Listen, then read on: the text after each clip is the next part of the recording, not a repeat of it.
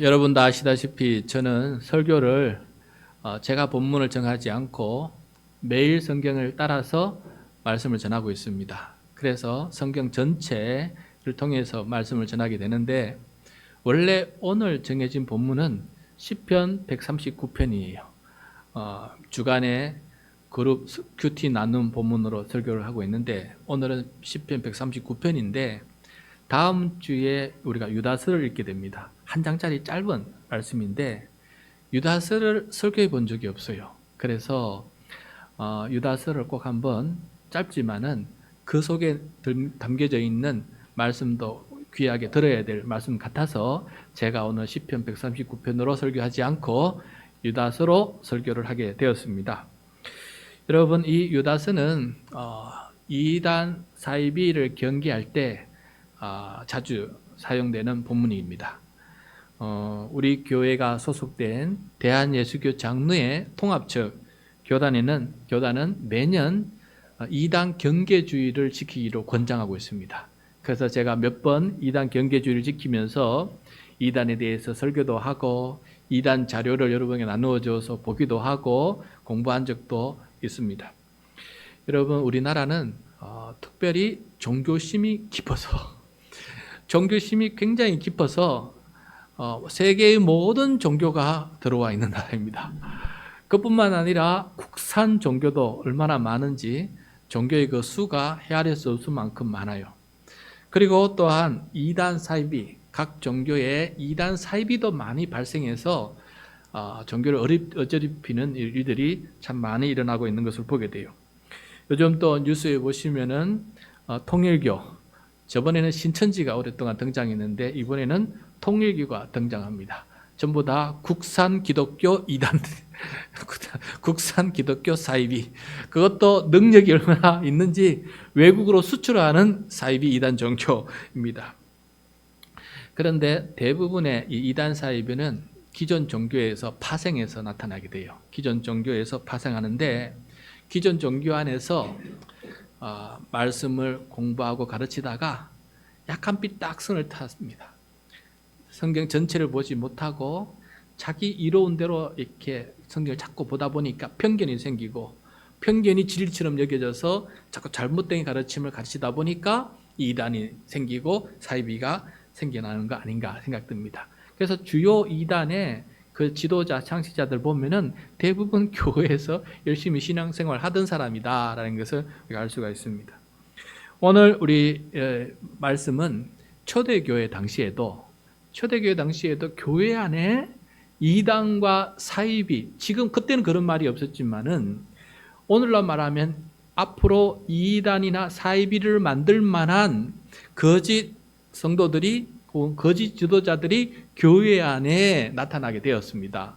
그것을 보고 유다가 이 편지를 쓰게 된 것입니다. 그래서 오늘은 이 말씀을 함께 경청하면서 이단 사이비에 대해서 우리가 경계도 해야 되고, 또 두 번째는 우리가 거기에 유혹되지 않을 만큼 내 자신을 바르게 세우고 지킬 수 있는 사람이 되어야 되지 않겠습니까? 그래서 유다가 그를 가르쳐주고 있습니다. 이런 이단성, 사이비성 지도자들이 있으니 경계를 하고, 두 번째, 거기에 유혹해서 넘어가지 않도록 너희는 이렇게 살아야 된다라고 가르치는 말씀이거든요. 그래서 함께 이 말씀을 들으면서 다시 한번 우리의 신앙을 점검해 볼 수 있는 우리 모두가 되기를 바랍니다.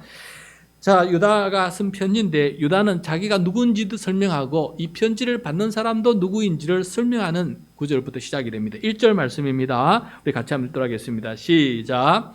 예수 그리스도의 종이요 야고보의 형제인 유다는 부르심을 받은 자 곧 하나님 아버지 안에서 사랑을 얻고 예수 그리스도를 위하여 지키심을 받은 자들에게 편지하노라. 아멘.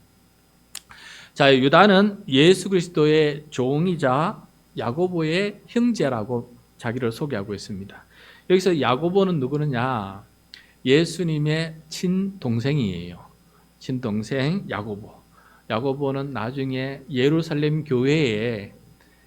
초대교회에 1대 담임 목사인 베드로를 이어서 2대 담임 목사가 된 사람이에요. 그만큼 교회에 굉장히 중요한 임무를 맡은 사람으로 성장합니다. 그런데 여러분, 처음에는 예수님의 형제들이, 동생들이 예수님을 구주로 영접하지 않았습니다.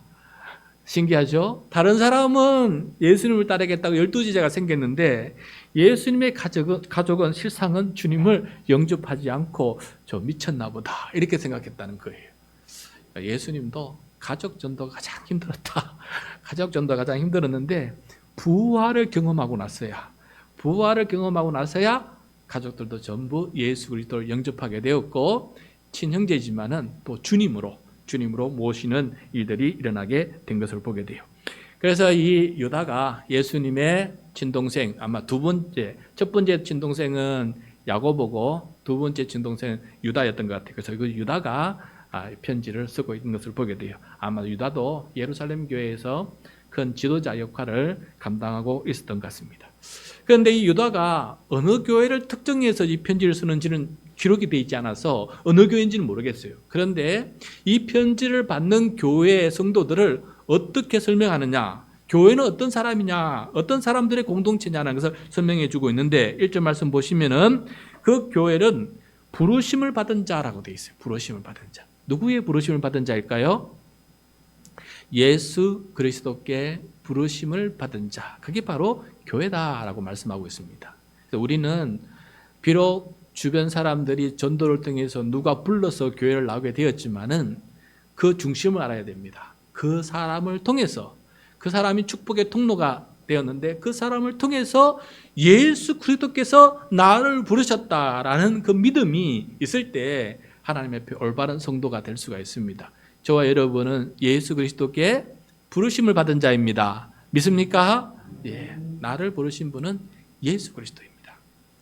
그런데 이 부르심을 받은 사람은 두 가지 특징이 있어요. 거기서 두 가지 특징. 첫 번째, 사랑을 얻은 자이고 두 번째는 지키심을 받은 자예요.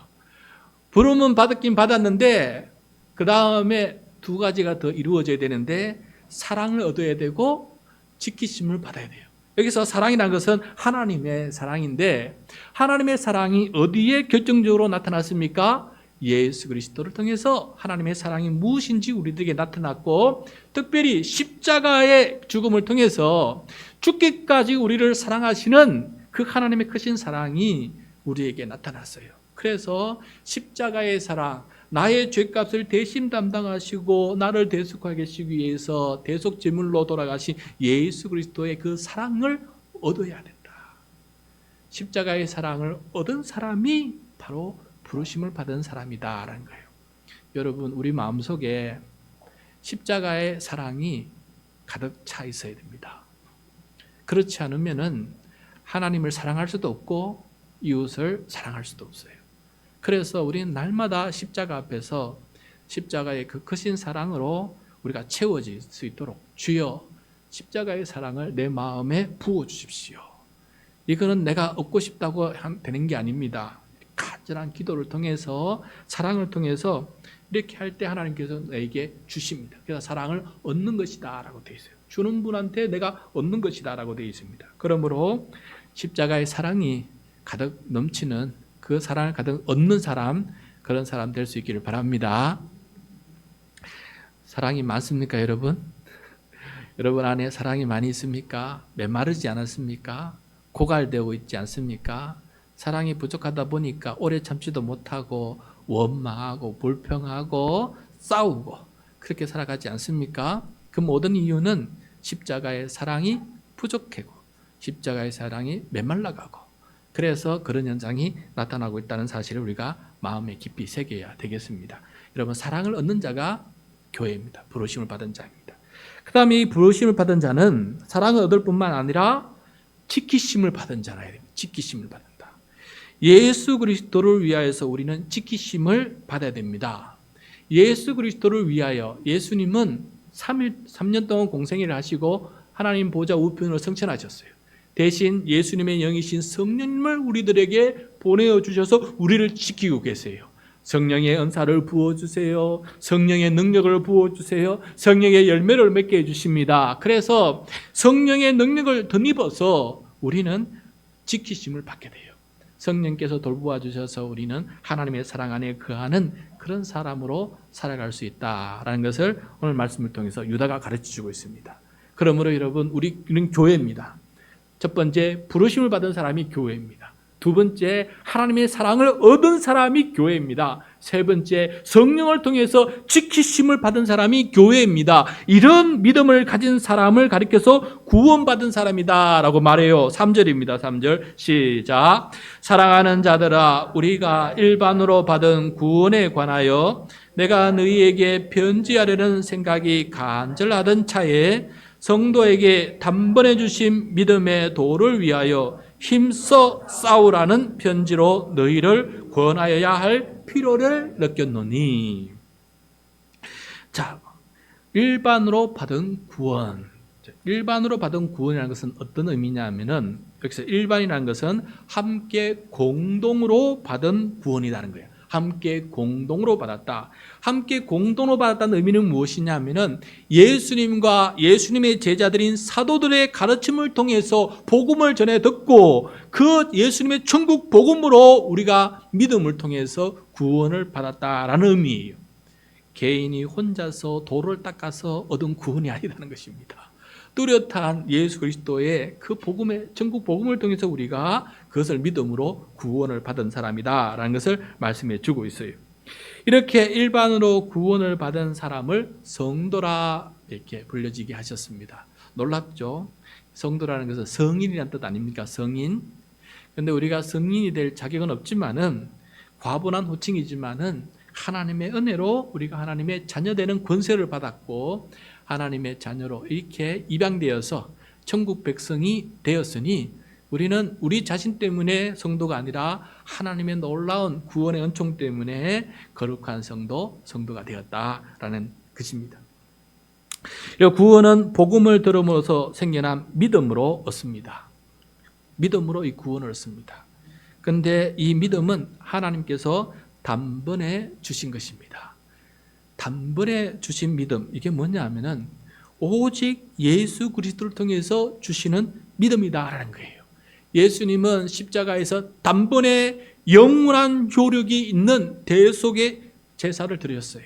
그래서 그 믿음, 그것을 믿음으로 우리는 구원을 얻게 된다라는 것을 말씀하고 있습니다. 근데 이 믿음을 얻으려면은 예수님의 말씀, 복음을 들어야 돼요. 그래서 들음으로써 믿음이 생겨나게 되고 그 믿음이 구원으로 이르는데 사용되고 있다는 것을 우리가 꼭 깨달아야 되겠습니다. 이렇게 믿음으로 구원을 받은 사람은 믿음의 도를 행하게 돼요. 믿음의 도. 여기서 도라는 것은 길도자 아니겠습니까? 그래서 믿음의 길을 걸어가게 한다는 거예요. 여러분, 믿음은 명사가 아니라 동사예요. 동사. 그래서 고정된 어떤 것이 아니라 계속해서 움직이는 것이 믿음이에요. 이 믿음. 그래서 길을 걸어간다라는 표현을 하는 겁니다. 그래서 믿음은 길을 걸어가는 것이다. 불신의 길을 걸어갈 때도 있고 때로는 믿음의 길을 걸어갈 때도 있고 유혹의 길에 빠질 때도 있고 자빠지는 길에 들어갈 때도 있고 또 세움을 받는 길일 수도 있고 넓은 길일 수도 있고 좁은 길일 수도 있어요. 우리는 이 수많은 길들을 왔다 갔다 하면서 걸어가고 있어요. 그러나 영원한 표대는 예수 그리스도를 향해서 걸어가게 되는 것이죠. 그런데 이 믿음에 걸어갈 때 우리가 힘써 싸워야 할 때가 있어요. 힘써 싸워야 할 때. 여기 힘써 싸워야 할 때는 발음이 참 힘듭니다. 경상도 사람은 이거 시옷 발음이 힘들어서 신경을 써서 발음해야 됩니다. 힘써 싸워야 할 때가 있습니다.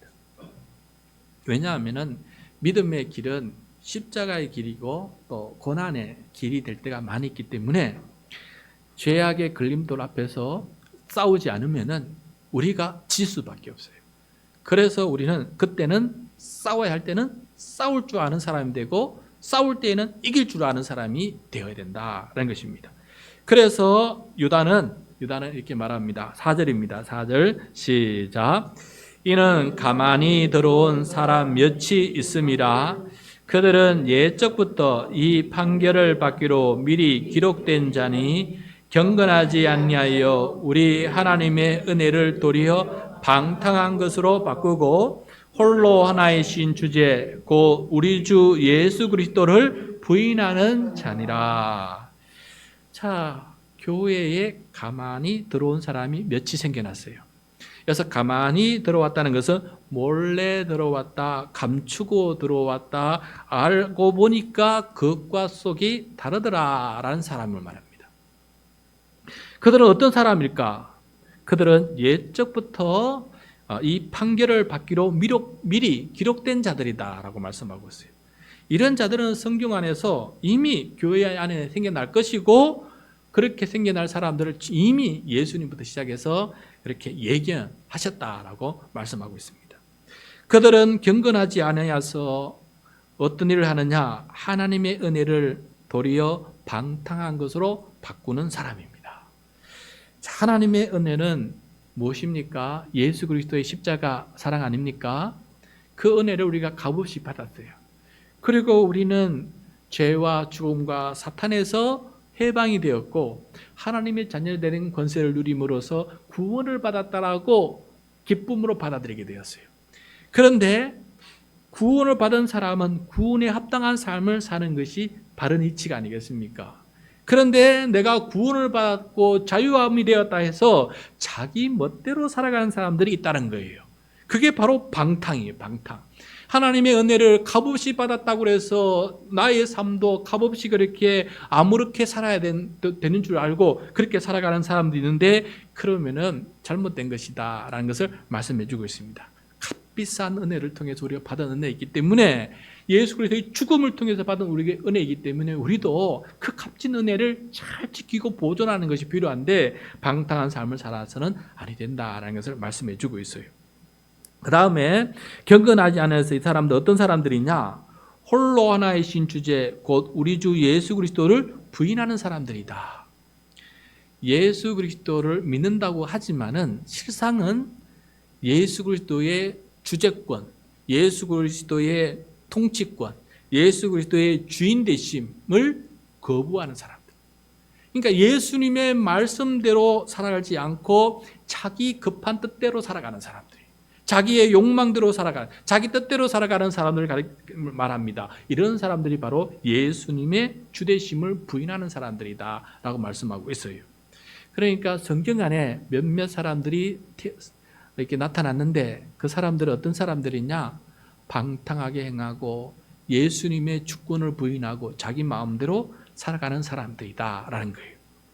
이 사람들은 옛적부터 있었던 사람입니다. 예수님 이전에도 있었어요. 그래서 5절부터 6절, 7절에 보면은 옛적에도 그런 부류의 사람들이 있었다고 소개합니다. 5절에서는 애굽에서 해방되었지만 하나님을 믿지 않아서 멸망당한 사람들이 있었다라고 말씀하고 있고, 6절에서는 자기 지위를 지키지 않고 자기 마음대로 자기 처소를 떠났다가 흑암에 결박당한 천사들도 있다.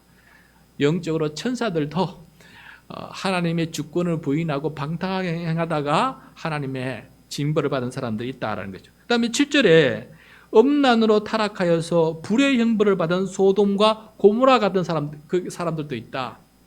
이런 사람들처럼 지금도 교회 안에서 이런 부류의 사람들이 나타나고 있다라고 말씀하고 있어요. 그 8절에 말하고 있습니다. 8절 시작. 그러한데 꿈꾸는 이 사람들도 이와 같이 육체를 더럽히며 권위를 업신여기며 영광을 비방하는도다. 여기서 꿈꾸는 사람들이라는 것은 예수님의 말씀, 예수님의 제자들인 사도들의 가르침을 따르지 아니하고 개인적으로 꿈과 환상을 본 것을 더 중요하게 여기는 사람들을 말합니다. 그러니까 자기가 꿈꾼 것, 자기가 생각한 것을 더 중요하게 여기는 사람들이다라는 것이죠. 그러다 보니까 옛날 사람들처럼 자기 육체로 음란을 행하면서 자기 몸을, 육신을 더럽히는 일을 섭섭없이 하고 있습니다. 그리고 사도의 권위를 업신여겨요. 교회의 사도의 권위를 업신여기고 자기가 더 잘한다라고 자기 뜻대로 행하는 사람들. 그 다음에 영광, 하나님의 영광, 예수님 안에 나타난 영광을 비방하고 자기를 높이고 자기를 자랑하는 사람으로 바뀌는 사람들이 있더라는 겁니다.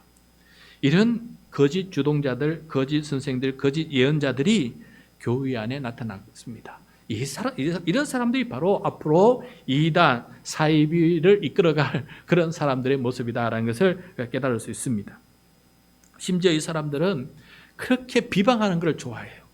여러분, 비방하기를 좋아하는 사람의 특징이 무엇이냐면은 자기가 다 알고 있다. 자기가 다 맞다. 근데 다른 사람은 다 자기 뜻대로 안 하니까 늘 비방하게 되거든요. 그래서 비방하는 일을 많이 하는 사람이 문제다는 거예요. 심지어 9절에 보면은 천사장 미가엘도 모세의 시신에 대해서 마귀와 논쟁을 벌이고 이렇게 있었는데, 천사장 미가엘도 무조건 마귀를 비방하지 않고 그의 처분을 하나님께 맡겼어요. 하나님께 맡기며 하나님의 뜻이 이루어지길 바랄 정도로 그렇게 비방하는 것을 함부로 하지 않았던 겁니다.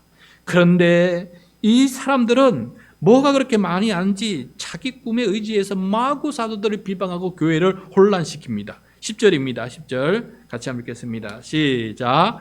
이 사람들은 무엇이든지 그 알지 못하는 것을 비방하는도다. 또 그들은 이성 없는 짐승같이 본능으로 아는 그것으로 멸망하느니라. 알지 못하고, 온전히 알지 못하고 조금 아는 것 가지고 마치 다 아는 것처럼 그렇게 다른 사람들을 비방하는데 도사가 되었다. 마치 이성 없는 짐승이 지저대는 것처럼 그렇게 비방하는 걸 좋아하고 그 비방으로 자신이 멸망하고 있다라는 것을 지금 말씀해 주고 있어요. 자, 그러면서 이 사람들이 어떻게 그런 나쁜 사람인지를 11절부터 15절까지 여러 가지 비유를 통해서 쭉 한번 나열한 다음에 16절에 결론을 맺습니다. 16절 같이 읽겠습니다. 이 사람들은 원망하는 자며 불만을 토하는 자며 그 정욕대로 행하는 자라. 그 입으로 자랑하는 말을 하며 이익을 위하여 아첨하느니라. 원망과 불만을 토로하는 자, 그 다음에 정욕, 자기 욕망대로, 자신의 욕심의 욕망대로 행하는 자, 방탕한 자죠. 그리고는 자기가 잘났다고 자랑하고 자기 이익을 위해서 도모하는 이기적인 사람, 이런 사람이 문제다. 그래서 문제다라는 것을 지금 얘기해 주고 있습니다. 이런 사람은 결국은 성령이 없는 자다. 결국은 성령이 없는 자가 그런 사람이다는 거예요. 19절입니다. 19절 시작. 이 사람들은 분열을 일으키는 자며 육에 속한 자며 성령이 없는 자니라. 여러분, 결국은 안에 예수 그리스도의 영이 없는 자, 성령이 없으니까, 성령이 메말랐으니까 그런 일을 하게 된다라는 것을 말하고 있어요. 악한 영은 분열을 일으켜요. 그러나 성령은 한 마음 한 뜻으로 하나를 만들어줘요. 육에 속한 자는 육의 정욕과 욕망을 따릅니다. 그러나 영에 속한 자는 하나님의 뜻을 따라서 행하는 사람이다라는 것을 말씀해 주고 있어요. 그러므로 내가 성령 안에 거하는 자인지 다시 한번 우리가 점검해 볼 필요가 있습니다. 자, 이렇게 성령이 결국 없기 때문에 이 전쟁은 영적인 전쟁이라는 것을 우리가 깨달아야 됩니다. 눈에 보이는 전쟁만이 아니라 이것은 영적인 전쟁이구나라는 것을 우리가 깨달아야 돼요. 그래서 이 영적인 전쟁에서 이기기 위해서는 어떻게 우리가 살아야 되느냐, 어떻게 살면은 이 영적인 전쟁에서 우리가 이길 수 있느냐, 유다가 가르쳐주고 있는데 20절과 21절 말씀 되겠습니다. 같이 읽겠습니다. 사랑하는 자들아, 너희는 너희의 지극히 거룩한 믿음 위에 자신을 세우며 성령으로 기도하며 하나님의 사랑 안에서 자신을 지키며 영생에 이르도록 우리 주 예수 그리스도의 긍휼을 기다리라. 유다서 짧지만은 유다서의 핵심은 바로 20절, 21절 말씀입니다. 이 말씀하고 싶어서 지금 급히 편지를 쓰게 된 것입니다. 이렇게 살아라. 자, 믿음의 길을 걸어가면서 힘써 싸워야 되는데 힘써 싸우는 방법 4가지를 가르쳐주고 있습니다. 첫 번째, 힘써 싸우기 위해서 자신을 믿음의 정병으로 세워야 돼요. 나를 믿음의 군사가 되어야 된다는 거예요. 내가 믿음의 군사가 되어야 싸울 수 있지 않겠습니까? 근데 믿음은 어떤 믿음이냐? 지극히 거룩한 믿음이에요. 지극히 거룩한 믿음은 바로 예수님의 말씀과 예수님의 제자인 사도들이 전해준 말씀에 위에 근거한 믿음이어야 돼요. 자기가 꿈꿈에 자기 생각에 근거한 믿음이 되는 것이 아니고 예수님의 말씀에 근거해서 자기 믿음을 세워나가야 된다는 것을 말씀해 주고 있습니다. 그러므로 여러분, 성경 말씀을 꾸준히 묵상하고 그 말씀 위에 자기를 세우는 훈련을 매일매일 잘 감당할 수 있기를 바랍니다. 여러분, 우리는 매일 수많은 것을 생각하고 수많은 걸 듣고 살아갑니다. 특히 요즘 우리는 유튜브를 많이 보기 때문에, 저도 집에 거실에 TV가 있지만은 TV를 거의 켜지 않습니다. 왜냐하면 각자 자기 핸드폰에 스마트폰으로 다 뭐 볼 거 다 보니까 그게 수많은 광고가 나와요. 이렇게 살아가 저렇게 살아, 이게 좋다 저게 좋다 하면서 세상의 많은 것들을 우리에게 믿음을 줘요. 이렇게 살면 되겠다, 믿음을 갖죠. 이거 먹으면 건강하겠구나, 이거 입으면 좋겠구나, 이거 사면 있으면 행복해지겠구나, 이런 수많은 믿음들을 우리가 전해 듣게 돼요. 근데 그 믿음을 가지고 살아요. 그러다가 멸망의 길을 가요. 근데 진정한 믿음은, 지극히 거룩한 믿음은 바로 하나님의 말씀 위에 세우는 믿음이 돼야 돼요. 믿음의 견고한 믿음이 돼야 되지, 다른 것에 세상에 흔들리는 것에 믿음을 가지면 내 인생도 흔들릴 수밖에 없다라는 것을 말씀해 주고 있습니다. 그래서 여러분, 매일매일 말씀으로 우리 자신을 세워나가는 믿음의 정병이 될 수 있기를 축복합니다. 네. 둘째, 성령으로 기도를 해야 된다. 성령으로. 여러분, 힘써 싸우려면 영적 전쟁이에요. 마귀와 싸우는 겁니다. 귀신과 싸우는 거예요. 그 속에 배후에는 마귀와 귀신이 역사하고 있지 않겠습니까? 그러므로 마귀를 이길 수 있는 힘은 성령의 능력이에요. 그래서 우리는 내 안에 성령님이 계신다는 믿음 안에서, 그 믿음 안에서 성령님과 함께 기도를 하는 사람이 되어야 된다라는 것을 말씀해 주고 있습니다. 여러분, 성령의 금 중의 금은 무엇입니까? 성령의 금 중의 금은 말씀의 금이에요. 말씀으로 상대를 이길 수 있어요. 예수님께서도 마귀와 사탄과 싸울 때 말씀으로 그들을 이기지 않았습니까? 그러므로 성령으로 기도한다는 것은 성령의 금인 말씀을 가지고 말씀에 비추어서 대적을 하면은 이길 수밖에 없다라는 것을 가르쳐주고 있습니다. 그러므로 말씀의 금을 가지고, 성령의 금을 가지고 말씀으로 기도할 수 있는 우리 모두가 될 수 있기 바랍니다. 이거 가장 잘하는 방법은 매일 묵상하는 거예요. 말씀 읽었지요. 그 말씀에 다가온 말씀 가지고 하나님 이렇게 살게 해주십시오라고 말씀을 가지고 기도하지요. 이거보다 더 좋은 기도 방법이 어디에 있습니까? 세 번째, 자신을 지켜야 합니다. 하나님의 사랑 안에서 자신을 지키라고 말씀하고 있어요. 여러분, 하나님의 사랑은 예수 그리스도의 십자가 안에서 나타났어요. 그러므로 예수 안에서 살아가는 사람이 되는 것이 바로, 예수님을 따라가는 것이 바로 자신을 지키는 거예요. 여러분, 이런 양 있지 않습니까? 이런 양이 왜 지킴을 받지 못합니까? 목자를 따라가지 않고 딴짓하다가, 딴 거 뭐 맛있는 거 혼자 먹다가 무리로부터 이탈이 됐어요. 그리고 따라가야 되는데 엉뚱한 길로 가다가 낭떠러지에 떨어지는 거 아닙니까? 그러므로 여기서 하나님의 사랑 안에서 자신을 지킨다는 것은 예수 그리스도를 따라가는 사람이에요. 예수 그리스도를 따라가는 사람. 그게 자신을 지키는 것이다 라는 것을 말씀해 주고 있습니다. 안 그러면은 거짓 꿈과 환상을 통해서 거짓 선지자의 말과 잘못된 사상에 물들어서 우리가 살아갈 수밖에 없다라는 것을 꼭 명심해야 되겠습니다. 그 다음에 넷째, 영생에 이르도록. 자신을 지켜서 예수님을 따라서 어디 갑니까? 영생. 여기서 영생은 하나님의 나라를 가리키는 다른 말이에요. 장차 하나님의 나라에서 내가 영원한 생명을 누리게 된다는 것이에요. 그게 바로 영생입니다. 이 영생은 언제 온전히 이루어지느냐? 예수님께서 재림하실 때 새하늘과 새 땅이 이루어지면서 우린 그 안에서 온전히 완성된 하나님의 나라에서 우리가 살아가게 되는 것입니다. 그러므로 영생에 이르도록 예수님의 긍휼을 기다리라는 말은 소망을 가지고 살아가는 거예요. 끝이 있다. 이 역사는 끝이 있고 그 끝에는 모든 지금까지 역사를 온전하게 회복하는 하나님의 놀라운 구원의 완성이 있다는 것을 믿음을 가지고 살아가고, 그것이 표대가 되어서 소망을 가지고 살아가는 것입니다. 내가 이 땅에 왜 태어날까?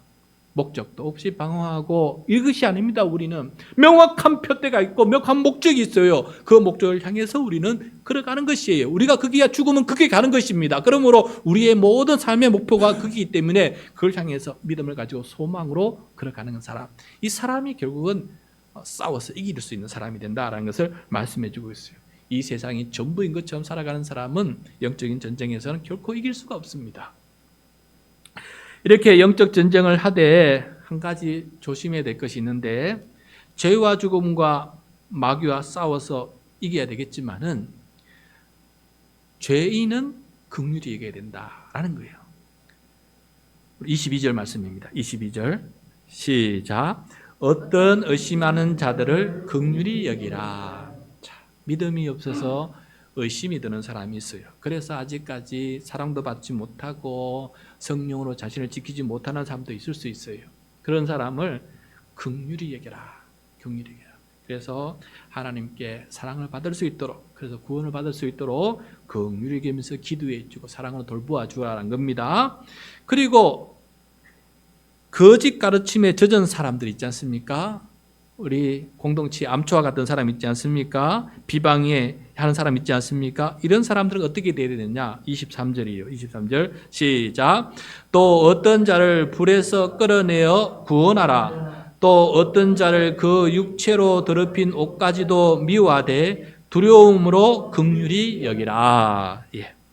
자, 긍휼히 여긴다고 해서 악까지 받아줘서는 안 됩니다. 내가 악에 물들지 않도록 두려움을 가지고 대해야 됩니다. 그러나 그 죄인이 그 악에서, 그 불구덩이에서 구원할 수 있도록 말씀으로 가르치고 기도로 협력해주고 사랑으로 돌봐주면서 그가 그 불구덩이에서 나올 수 있도록, 구원받을 수 있도록 기도해주고 긍휼히 여기는 사람이 되어야 된다. 그러나 내가 거기에 물들지는 말아라. 두려움을 가지고 그대에 물들지 않도록 더러운 옷까지 미워하도록, 미워할 만큼 그 죄는 미워하되 그 죄인이 구원받을 수 있도록 긍휼히 여겨주는 공동체가 되어야 된다라고 이렇게 말씀해주고 있는 것을 보게 돼요. 여러분, 오늘 이 유다서의 말씀, 오늘 우리 교회에 어떻게 적용할 수 있겠습니까? 오늘날 우리 교회에 와서 거짓 말씀을 가르치고 우리를 유혹하게 한 사람은 없어요. 그런데 우리 교회는 안 들어왔는데 여러분이 가지고 있는 핸드폰에 통해서 여러분에게 다가가고 있어요. 스마트폰, 유튜브를 통해서 그 사람의 집회나 그 사람의 모임에 교회에 가지도 않았지만은 여러 가지 메시지를 통해 우리가 접하게 돼요. 거기에는 여러분 우리가 유심히 봐야 될 텐데 문제 있는 사람들이 많이 있습니다. 저도 최근에 몰랐는데 정동수 목사라고 제 유튜브에 그 알고리즘 통해서 자주 등장하는데 많이 유명해요. 그런데 알고 보니까 이번에 합동교단에서 이단성, 사이비성이 있어서 1년 동안 조사를 하게끔 대상으로 삼았다는 거예요. 그래서 여러분, 모든 설교, 모든 이런 것들이 다 올바른 게 아닙니다. 우리가 그거 분별할 줄 알아야 돼요. 그런데 어떻게 분별할 수 있습니까? 일단은 저한테 물어보면 되겠죠. 이 목사님 자꾸 메시지가 뜨는데 듣고 있는데 은혜 받고 있는데 괜찮습니까? 물어봐도 되겠죠. 그런데 일일이 하나하나 다 물어보기는 힘드니까 내 안에 영적인 분별력을 키워야 돼요. 영적인 분별력을 키우려면 어떻게 해야 됩니까? 오늘 말씀대로 살면 돼요. 22절 말씀처럼 내가 믿음 위에 굳건히 세우고 성령으로 내가 지키려고 노력하면은 내가 그것을 분별할 수 있는 힘이 생깁니다. 여러분, 그 중에 가장 분별을 키울 수 있는 가장 좋은 거는 말씀으로 매일매일 살아가는 것이에요.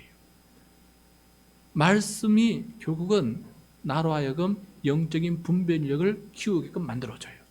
여러분이 일독하지 않았습니까? 구약부터 지금까지 얼마나 많은 거짓 예언자들 이야기가 그 속에 포함되어 있고 우리 신약에도 얼마나 많은 거짓 사도들의 이야기가 거기에 포함되어 있습니까? 그걸 어떻게 되었는지, 그들이 무엇이 잘못된 것인지 성경을 읽다 보면 쫙 우리가 배우게 돼요.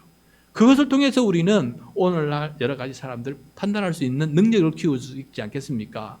그래서 가장 큰 방법은 매일매일 말씀을 묵상하면서 하나님의 지혜를 배우고 말씀을 통해서 믿음을 키워나가고 말씀을 통해서 성령의 은사를 깨달아서 은사를 사모하고 성령의 능력을 통해서 살아가는 사람, 그리고 그 말씀으로, 성령의 금인 말씀으로 마귀와 싸워서 이기는 사람, 그 사람이 가장 영적 분별력을 키울 수 있는 사람 아니겠습니까?